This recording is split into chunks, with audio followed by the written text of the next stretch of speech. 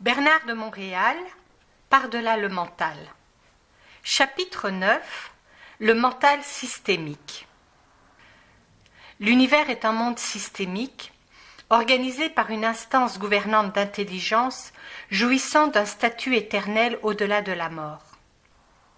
Le contact conscient de la pensée avec ce réseau d'intelligence active la pleine conscience du mental humain, situant ses origines psychiques et psychologiques, autant structurelles que mystiques. Le contact conscient de la pensée avec des entités évoluant au-delà de la forme astrale est en voie de rétablir le fait irréversible et cosmique, selon lequel l'inconscience humaine est le reflet subjectif d'un circuit de communication psychique non intégré.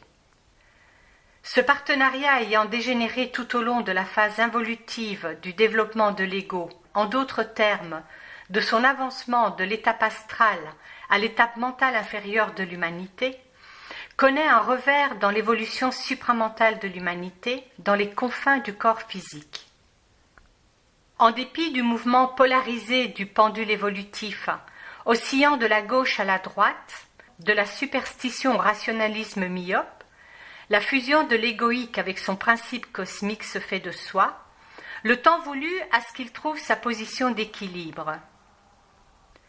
Le contact avec des intelligences interdimensionnelles est un nouveau fait de la vie et représente un homme nouveau en voie d'entamer son long retour de l'inconscience à la liberté créative. La concentration majeure d'activité et de vie intelligente dans l'univers réside au-delà du spectrum de la lumière visible, sur le plan soit astral ou mental de la réalité systémique.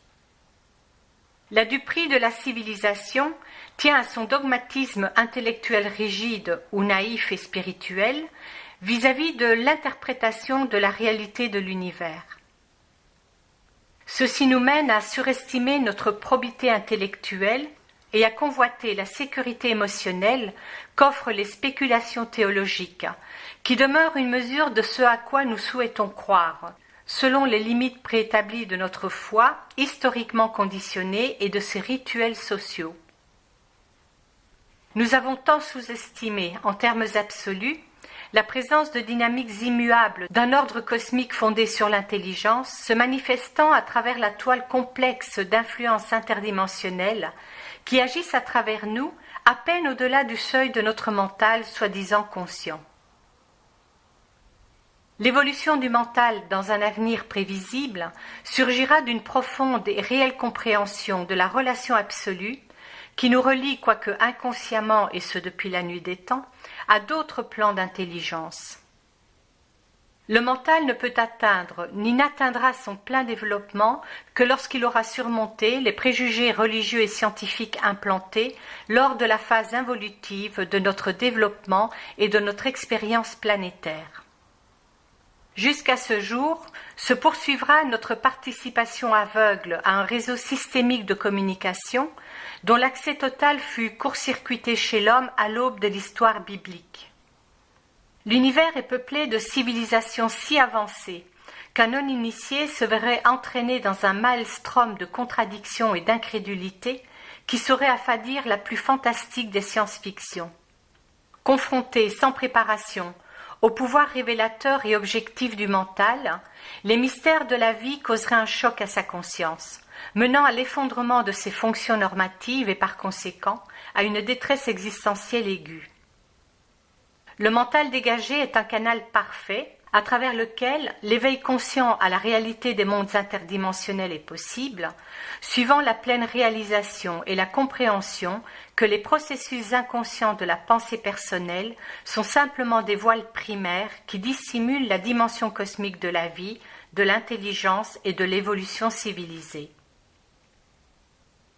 Or, l'orgueil dénaturé et l'étroitesse de la conscience égoïste est d'une ampleur à rendre littéralement impossible la croissance d'une race vers le savoir et la science des choses qui s'étendent au-delà de son seuil psychologique jusqu'à ce que ses membres individuels se soient d'eux-mêmes libérés de l'endoctrinement culturel qui transmet et maintient l'illusion du corps-esprit en vertu de l'inexpérience historique à l'échelle de la masse. Le plein développement potentiel du mental doit inclure l'élément conscient télépathique, afin que le moi ait l'avantage sur les formes illusoires inférieures de la spéculation mentale, portant sur la nature des dimensions métaphysiques qui s'étendent au-delà des apparences physiques. Le mental accorde une explication complète des mystères à chaque occasion où le moi se trouve prêt et disposé à procéder au-delà de l'illusion corps-esprit. Le fait d'accéder à une nouvelle psychologie mentale est la seule manière qui puisse impartir au moi la science des mécanismes occultes de sa propre évolution et la science de la pensée en général. La communication de la pensée avec les circuits universels est la base d'une compréhension nouvelle et créative de l'intelligence et de sa source. Une fois la conscience ajustée aux faits interdimensionnels de la réalité de la pensée, le mental offre généreusement au moi ce qui réside au-delà des frontières intellectuelles de la conscience égocentrique. La communion télépathique avec la pensée prépersonnelle accroît le champ de connaissances et instruit dans la science des choses à venir. La notion précédemment inimaginable de la politique cosmique devient réalité lorsque le moi voit à travers la pensée subjective et voit d'où elle procède réellement. Alors que se dévoilent les mystères en vertu d'un éveil mental naturel et croissant, le moi pensant abandonne les présupposés et la myopie de ses positions purement intellectuelles. L'ignorance est un état d'esprit qui ne peut rendre une perception objective de la réalité, étant dépourvu de la maturité psychologique et psychique nécessaire à la dissociation de la perception mentale par rapport aux mémoires astrales qui restreignent l'éveil interdimensionnel. La politique est aussi présente et active au-delà du spectrum visible qu'elle l'est au sein de la dimension physique de la vie. Le principe fondamental de cette activité est dérivé de la loi de nécessité qui assujettit le pouvoir organisationnel de l'intelligence, qu'il soit visible ou invisible, aux besoins évolutifs de l'évolution sociopolitique de la conscience. Sur Terre, la politique cosmique est un vaste inconnu, dû en partie à l'éveil limité de la conscience humaine. En dépit de ce fait, à l'influence des avancées sociopolitiques de l'homme. Les religions, à titre d'exemple, sont une part intégrale, quoique inconsciente, de la politique cosmique et exercent une influence durable sur l'humanité.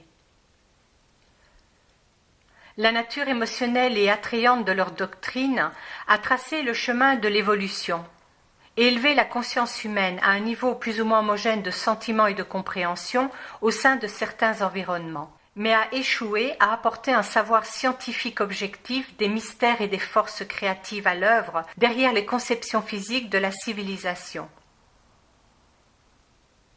Une fois délaissées les opinions subjectives et conditionnées portant sur l'univers, l'ampleur de la vie et de ses composantes cachées se fera évidente à travers un mental non polarisé, doté du pouvoir de soulever les voiles sur sa totalité vaste et multidimensionnelle. Les sciences physiques ont éradiqué les superstitions et déplacé le centre des croyances religieuses sans parvenir à éliminer la myopie inhérente à l'analyse purement intellectuelle. Nous avons progressé de la superstition à la science empirique en ce qui concerne l'étude de la matière, sans parvenir à progresser de la superstition à la science dans l'étude de la pensée, un préalable à la compréhension des mystères. Le mental, sous sa forme personnalisée et actualisée à travers le cerveau, génère des sons électromagnétiques nommés pensées. Lorsque son potentiel électrique est élevé par la compréhension consciente et l'affinement interne du processus de la pensée, il s'étend et devient apte à révéler des facettes occultes de la réalité, inatteignables par les formes moins vibrantes de la démarche intellectuelle conditionnée. L'univers, dans son état visible et invisible, peut être étudié et compris lorsqu'une liberté mentale objective a été atteinte. Le mental est un phénomène magnétique. Lorsque le mental d'une civilisation a été façonné par le processus historique, les individus sont forcés à se conformer à des notions pouvant ou ne pouvant être en accord avec la réalité. Ainsi, l'héritage des formes de savoir véritables réduit l'effet débilitant d'une ignorance sanctionnée et de ses conséquences pour l'évolution et la croissance d'une compréhension consciente. La pensée de masse aliène le mental et retarde la croissance personnelle. Aujourd'hui, les nations avancées ne parviennent plus à contenir leur conscience collective, alors que les citoyens en viennent à se sentir toujours plus aliénés par rapport à eux-mêmes. Les pathologies mentales sont à la hausse, à un moment où la science a édifié l'abondance en termes quantitatifs à un niveau jamais atteint auparavant dans l'histoire de la civilisation. La croissance parallèle d'un éveil doit s'opérer, sans quoi le contrôle des dégâts menace de devenir avec le temps une tâche impossible à relever, alors que des individus s'enlisent imperceptiblement vers un déséquilibre psychique. La conscience d'une nation ne peut s'écarter d'un développement sain et édifiant au-delà d'un certain point et d'un certain temps, sans quoi elle risque de s'immobiliser. Les masses deviennent alors porteuses d'une culpabilité nationale, alors que leurs membres respectifs se voient engouffrés et magnétisés par le processus négatif de la dépression psychique des corps collectifs, mental et émotionnel. Les instances au pouvoir prennent en compte l'étoffe délicate de la conscience sociale. Le motif de leur politique se conforme de tout temps au besoin de maintenir l'équilibre social, nourrissant un effort perpétuel visant à mieux assurer son maintien. Avec le temps, cette tâche se fera plus difficile, alors que de nouvelles forces surgiront visant l'expansion du mental par des moyens infimes à travers le monde. Au moment où la conscience s'accélère et procède du collectif à l'individuel, la société menacera moins l'évolution individuelle, et un nouveau facteur de croissance focalisera le lien entre les dimensions physiques et psychiques. Le mental se développera graduellement en un nouveau centre de force, un nouveau jour naîtra, et l'homme ne sera plus jamais le même. La culture n'a jamais été globalement adaptée au pouvoir révélateur du mental. Les quelques témoins de sa réalité furent maintenus au secret, leur expérience ensevelie avec d'autres secrets appartenant aux ères révolues. Le mental n'est pas tel que nous l'avons conçu de manière générale. En tant qu'expression interdimensionnelle contrôlée, de forces psychiques se mouvant à travers l'individu, il dissimule une puissante cosmicité.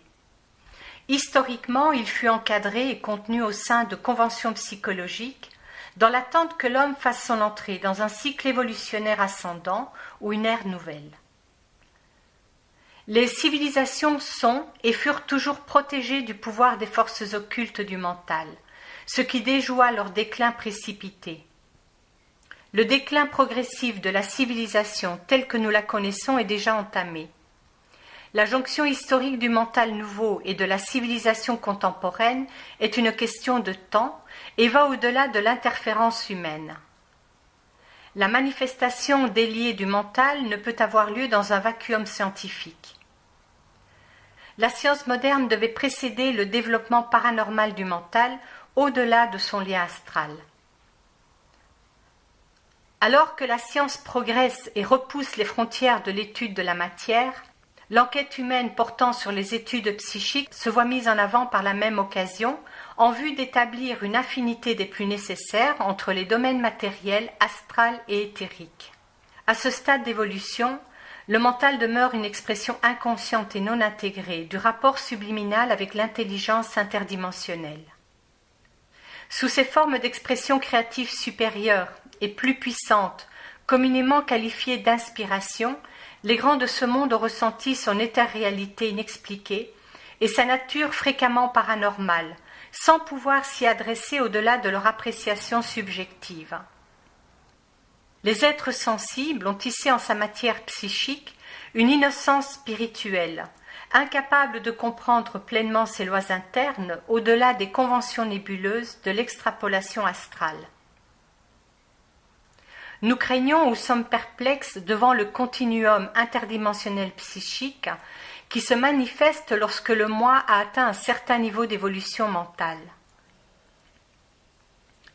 Nous ne possédons pas encore les outils nécessaires à ce que nous puissions traiter de manière convenable avec les influences astrales qui colorent nos perceptions mentales, nous imposant un déséquilibre constant et délicat causé par la présence de divers plans non intégrés d'intelligence interagissant avec nos valeurs psychologiques. Mais dès lors que les voiles astraux ont été délaissés, la conscience de soi se voit suffisamment altérée et le mental devient un vaste réservoir d'énergie créative sous la tutelle d'une force prépersonnelle supérieure qui se fait ressentir depuis les éthers mentaux, libre des dimensions inférieures de la mémoire astrale. Lorsque le mental est en équilibre parfait sur son plan mental, il atteint les hauteurs stratosphériques, là où le moi se voit instruit dans les sciences de la vie, de la mort et de l'évolution personnelle et universelle, avec tous ses mondes et son savoir vivifiant et régénérateur. Il accorde une étendue aux vertus académiques de l'intellect et élimine la spiritualité naïve de l'ego ignare. L'ouverture du canal mental va de pair avec l'évolution d'un ordre cosmique. Les conséquences pour l'homme sont telles qu'on ne peut pleinement s'en prévaloir tant qu'un besoin suffisant se soit manifesté. La loi de nécessité prévaut en ce qui concerne l'élévation du mental à un niveau mental supérieur. L'éveil à une connexion mentale prépersonnelle met en évidence le fait que des correspondances existent entre les plans physique, astral et mental, devant en temps voulu être intégrés à l'expérience consciente. Les forces évolutives seront alors réalignées en vue de permettre aux éléments évolués de la race humaine de poursuivre le chemin menant à la rencontre de leurs besoins psychologiques et psychiques. Le mental n'est pas simplement une arène où la pensée est générée, mais un canal pour le contact conscient de la pensée avec d'autres niveaux, à partir duquel les pouvoirs formidables de l'intelligence cosmique dirigent les forces évolutives de la vie sur le globe et au-delà. Il importe de noter que l'homme ne possède que peu de connaissances profondes et objectives portant sur ces mécanismes au-delà de l'intellect. Quoi qu'il sache ou estime savoir n'est qu'un fragment limité d'intelligence qui prend part mécaniquement à la constitution primaire de l'autoréflexion. L'évolution générationnelle des ordinateurs aura lieu, tout comme celle du mental humain.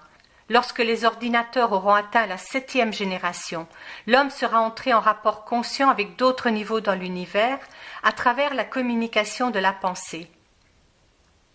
Aussi longtemps que la preuve scientifique est requise pour évaluer la réalité, le mental est sous la gouverne des sens et l'intelligence demeure inatteignable. Le mental est un canal, dans le sens objectif du terme, et la perception objective de ceci réduit la coloration du processus de la pensée par les forces astrales et libère la conscience de soi de la domination de l'âme. Le mental vibre naturellement à la dimension universelle et son niveau psy peut être rendu accessible à la conscience de soi dès lors que cette dernière a objectivé sa relation et perfectionné son lien avec les courants de vie prépersonnels. Ce lien avec l'intelligence interdimensionnelle ne peut être exploré que lorsque le moi aura pris acte de l'illusion selon laquelle la pensée est issue de la personnalité. L'ascendance de la science physique moderne a retenti dans les couloirs du dogmatisme théologique. Il en sera de même à l'ère postmoderne lorsque le dogmatisme et le statu quo des sciences matérialistes seront troublés à leur tour par des réalisations qui transcendent les principes fondamentaux. La complaisance psychologique va de pair avec le besoin de ne pas troubler le fait bien ancré que la vie est trop courte pour être changée, alors que nous inférons aisément que la vie est sa propre doyenne. L'homme n'est guère opposé à une nouvelle connaissance, mais plutôt à l'inconfort temporaire qu'elle engendre. L'exploration des lois du mental créera le choc nécessaire au délogement d'attitudes égocentriques séculaires. Ce changement radical initie le contact avec des notions qui mènent la conscience humaine au fait cosmique de la communication interdimensionnelle avec des plans de réalité qui, par le passé, ont toujours eu partie liée au royaume spirituel de l'après-vie. Aucune vérité n'est plus éloignée de la réalité que lorsque la mort ne représente que le vacuum spatio-temporel de la personnalité, suite à l'abandon de l'enveloppe physique par l'âme. Au-delà de la mort, l'univers évolue en vertu de l'assistance d'intelligences macrocosmiques et de pouvoirs hautement définissables, dont la connaissance scientifique de l'univers et de ses lois a constitué le pilier des ordres évolutifs architecturaux depuis l'aube de la vie. Ils ont maintenu leur collaboration avec une race humaine, dans un effort continu et ascendant visant à libérer l'homme des influences asservissantes de l'âme des morts sur son mental endormi d'un profond sommeil. Le mental est la voie que parcourt la pensée à travers des éthers correspondant à des dimensions de lumière ou mondes semblables aux nôtres mais qui diffèrent en densité. L'ère postmoderne rompra les chaînes de l'illusion psychologique qui présente la pensée tel un phénomène strictement personnel, illusion logique maintenue tout au long des siècles d'ignorance à l'égard des mystères. Nous avons pendant des milliers d'années été accablés par le fait inaliénable de leur insolubilité et n'avons jamais reconnu la liberté et le pouvoir interne pouvant les résoudre en vertu de l'activité créative du mental non pollué. Les mystères ne sont que les limites psychologiques créées au cours de l'histoire par l'acceptation aveugle et l'accumulation de notions égocentriques, issues de la crainte d'une castration morale ou psychologique. Une telle crainte est une constante morale vécue lorsque le mental développe une dépendance envers des absolus sanctionnés par l'histoire, maintenus comme des points d'ancrage pour les idées subjectives et cultivées, au prix d'une réelle liberté mentale. L'homme doit créer sa propre révolution interne afin d'évoluer. Elle ne peut provenir ni ne viendra de l'extérieur.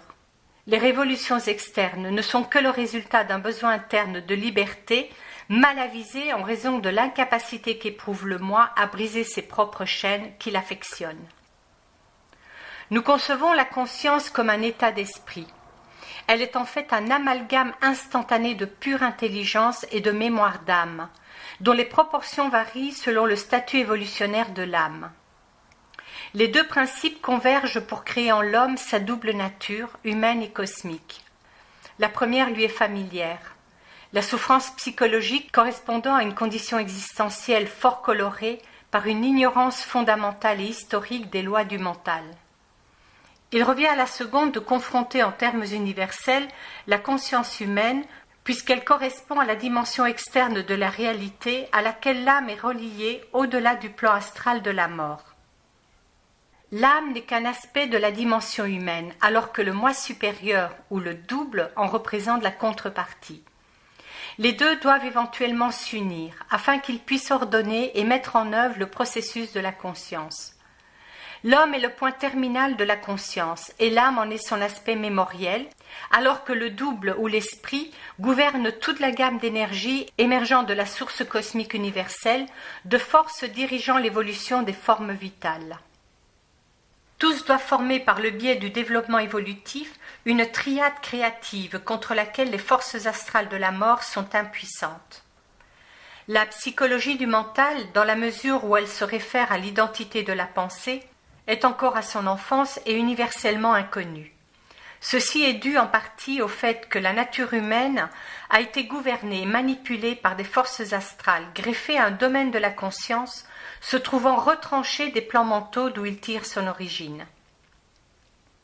Les fléaux qui accablent l'humanité depuis des temps immémoriaux furent disséminés à travers l'inconscience et l'ignorance de l'ego. L'irréductibilité de ce fait peut être facilement mise à l'épreuve et vérifiée par l'étude de la communication psychique et des révélations divulguées par des entités intentionnées dont la présence est voilée à l'intellect. Dans l'univers du mental, la violence provient du monde de la mort en raison du fait que ces entités se sentent dépossédées de la vie. Leur seul recours réside dans leur capacité insoupçonnée de manipuler la nature humaine.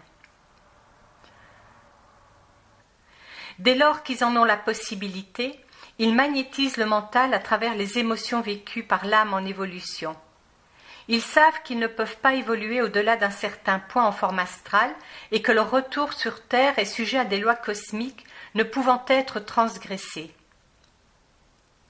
Le temps ne leur est que souffrance jusqu'à ce qu'ils aient atteint au cours de longs cycles successifs d'évolution le statut de fusion d'unité avec leur source de pensée individuelle ou double, dont la seule tutelle permet que la conscience pure devienne permanente et déliée en formes et en fonctions.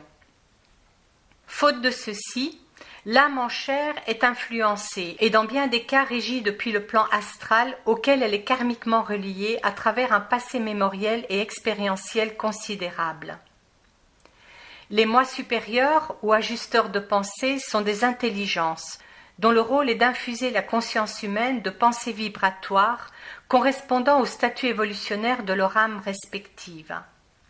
Ils visent l'unité consciente potentielle ou fusion avec l'âme au gré de la progression de cette dernière vers la phase finale du processus incarnationnel. Ils évoluent dans des mondes qui leur sont propres et qui correspondent à notre activité mentale. Leur présence à travers l'univers est grandiose et leur permanence dans le temps dépasse notre compréhension limitée. Leurs activités évolutives sont toutes vouées au développement conscient du mental. Les ajusteurs de pensée sont des êtres de lumière de plein droit. Ils n'ont jamais participé ni ne prendront part à l'évolution physique. Leur propre évolution est si avancée qu'elle forme la base des mystères qui ont tourmenté la conscience humaine depuis l'aube de l'histoire. À travers l'évolution d'une conscience supérieure et le développement d'une psychologie créative du mental, transmise directement depuis un plan supramental de conscience, le moi accède à des idées ne pouvant faire l'objet de la spéculation intellectuelle. La psychologie supramentale libère l'ego du fardeau de l'imagination subjective et permet le développement d'un contact plus libre de la pensée avec des plans mentaux d'où procède le plus haut degré de la pensée créative dans le cycle actuel de l'évolution civilisée. Les rouages du mental sont parfaitement compris lorsque le moi est libéré de concepts qui l'enchaînent à l'illusion corps-esprit.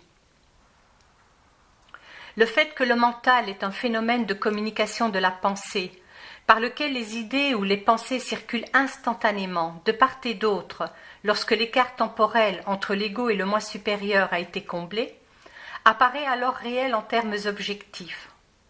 Le concept de l'ajusteur de pensée est essentiel à la compréhension des facettes occultes du processus de la pensée. Sans ce savoir capital, il est impossible de se libérer de l'illusion de la pensée personnalisée et de graviter vers des notions plus englobantes de la réalité. La symétrie du mental doit être fracturée afin que soient dégagés les aspects particuliers pouvant être adressés à travers un dialogue conscient avec sa source.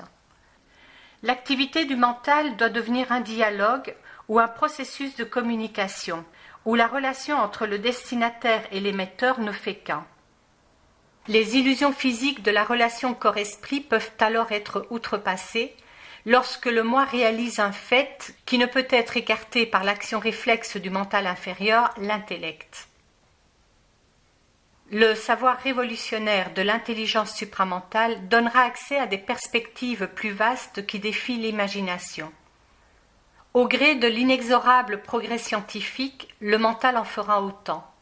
Les enquêtes portant sur un nouvel ordre s'imposeront à la conscience, afin que les avancées scientifiques matérielles soient harmonisées aux sciences astrales et mentales, portant sur l'espace et le temps interdimensionnels. De nouvelles notions surgiront afin que soient harmonisés les contours rudimentaires de la pensée scientifique, favorisant le besoin émergent d'une croissance mentale au-delà des limites de la pensée personnalisée. Le besoin d'un entendement supérieur et englobant se fera sentir d'emblée auprès des membres plus individués et matures de la race, et au fil du temps au sein des masses, là où la culture aplanit les forces psychologiques et psychiques dont sont mues les nations. Ce nouveau cycle s'étendra sur une période d'environ 2500 ans, suite à laquelle l'humanité entamera son évolution jupitérienne, ne nécessitant plus son véhicule physique dans la poursuite de la rencontre cosmique avec d'autres civilisations et univers.